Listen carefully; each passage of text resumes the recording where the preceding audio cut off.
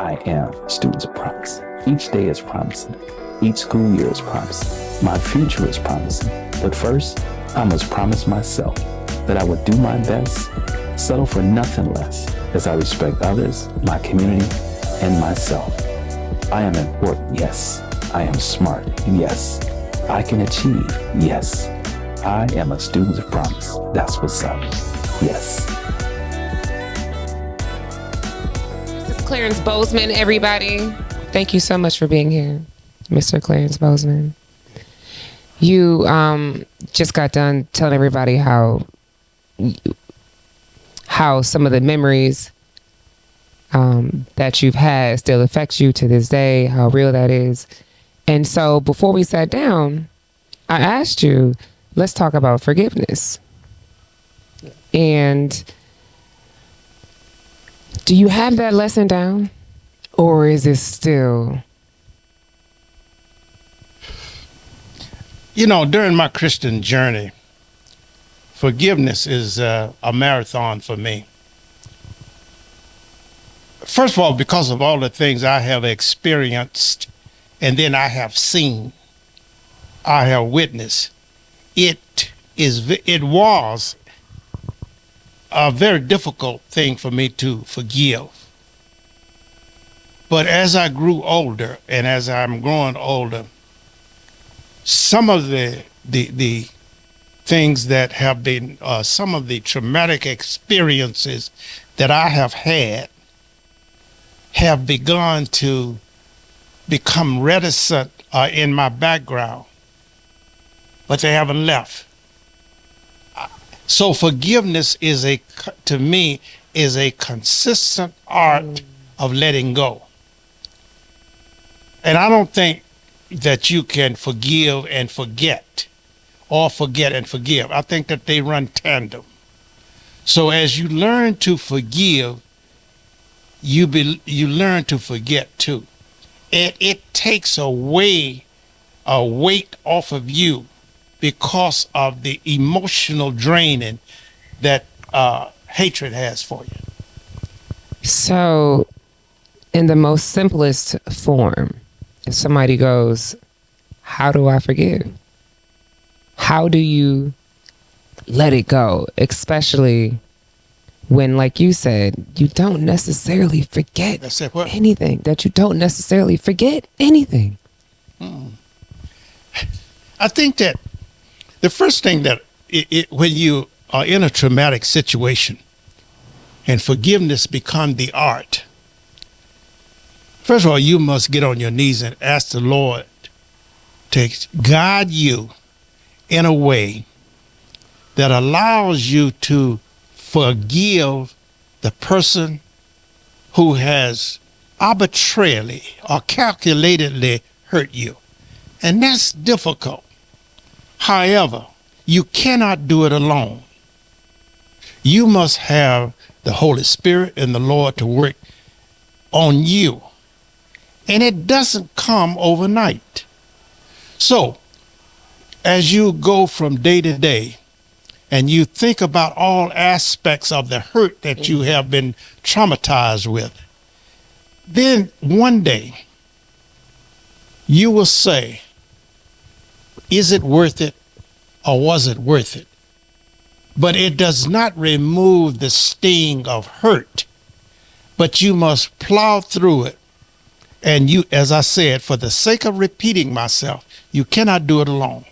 And I know I've come a long ways because I used to, if you hurt me, I'm not a physical guy. I'm not going to hurt you.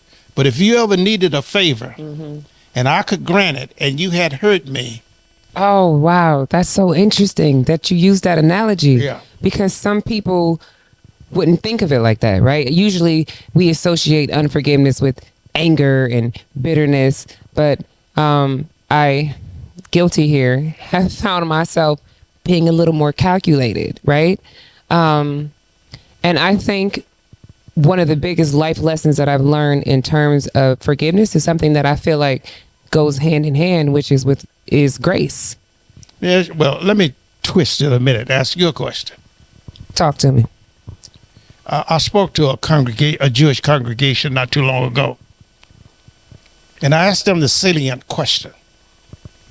Can you forgive somebody who doesn't look like you, who doesn't think like you, and who doesn't swear like you, even though they have hurt you in a very special way? I think most people will say yes. Yes, what? Yes, that I could forgive somebody who doesn't look like me, and because to me, that person, I think that I would probably forgive that person more easier than I would forgive somebody closer to me that hurt me. Why?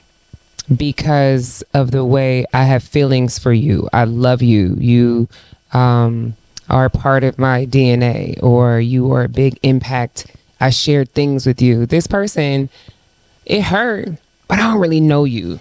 You're not really into the fiber and the essence of my being. I haven't told you any secrets. It's kind of like, that's a you problem. It hurt. That's why I'm angry. But this hurt different. I heard a story once of a very famous lady who said that in her early career opportunities, one of her closest friends did something to hurt her very much. For years, she carried that torch of hatred toward this one particular person. So years later, they happened to meet at a banquet, and she walked up to her and told her. And the salient thing that she said, this famous person said, what bothered her most, the lady didn't remember her, nor did she remember the incident. And she said, I have been carrying this torch of hatred for years, waiting to talk to this lady about it, and she doesn't remember. How much energy has been sapped from me simply because of my age. I remember one time, secondly, I went to a store and bought a beautiful sweater. And that night, when I had worn it that night at a dinner, the sweater ripped on the sleeves.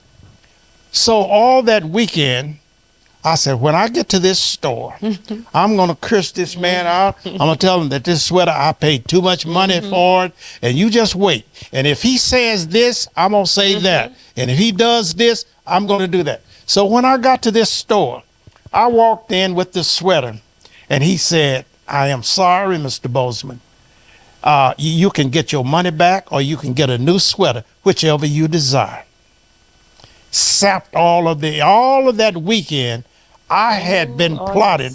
So this is what I'm saying about hatred and forgiveness. Yeah. That sometimes, and then the other part of that is a lot of things are not necessarily that important. Correct.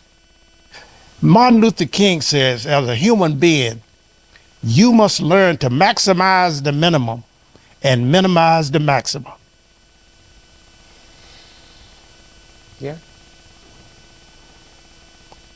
So some things that we harbor are insignificant, and later on we find out we have lost a lot of time, energy, and friendships based on our harboring of forgiveness.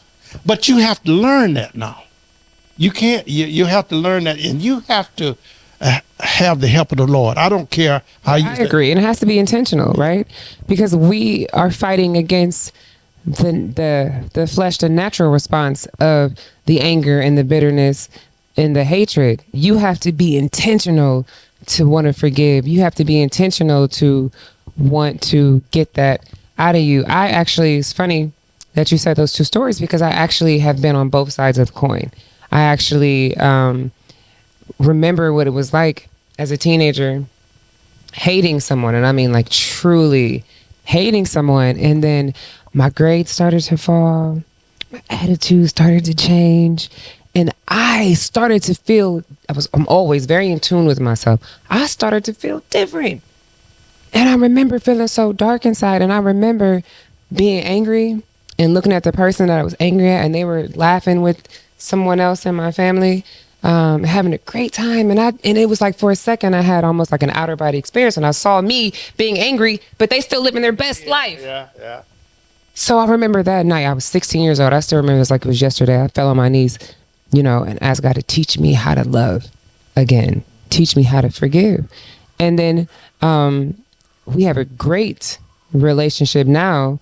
And then on the flip side of the coin, right, I had a friend who I said something to her. I didn't know, but whatever I said to her hurt her feelings. And then she stopped talking. We thought we stopped talking just because you live there and I live there. And this was way before cell phones and all of that. I'm giving my age. You might want to edit that.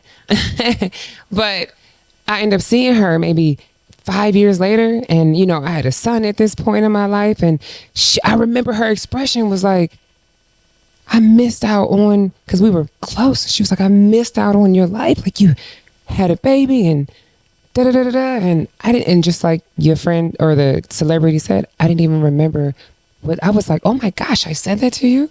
And I sincerely apologized, but I didn't even remember. So.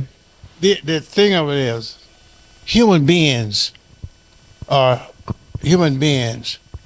capable of remembering more negative things than they are positive things. But we must learn to shift that around and remember the positive things that keep us going more than the negative things.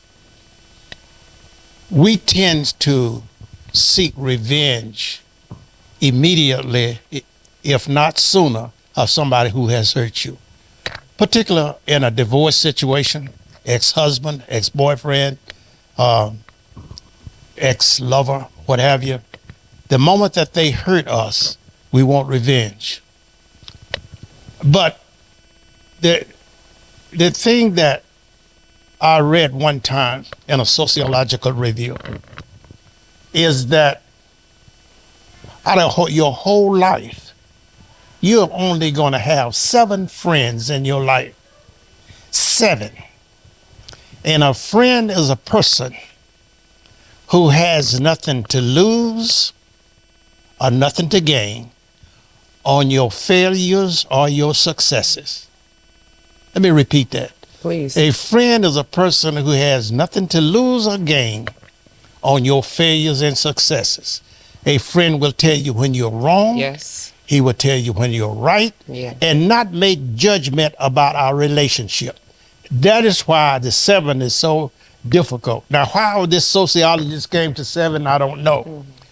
But when and I've done this on workshops, and I've asked people to write down 7, and they get to 5, and it's difficult. Mm-hmm. Because you have to have a person to tell you you're wrong. Mm-hmm. And I love you, but you're wrong, and I'm not going to justify it, blah, blah, blah. But, and not what you want to hear, but to keep you on the right track.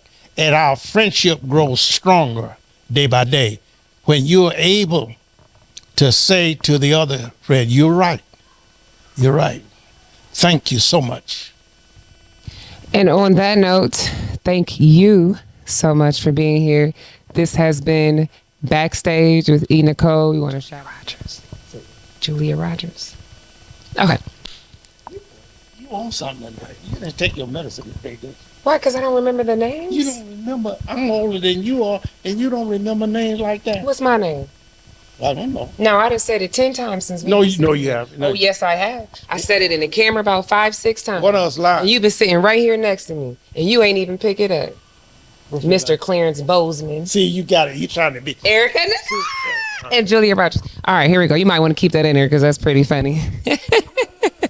All right, it's been E Nicole. I like to call this segment Backstage with E Nicole. We get to get a little bit deep, a little bit more personal than what we had earlier. But nonetheless, thank you so much, Mr. Clarence Bozeman, for being here today. I want to shout out none other than Lady Julia Rogers, and of course, my A-team, Jessica Vasquez. This is Students of Promise. E Nicole, forgiveness is for you, never for them. We out.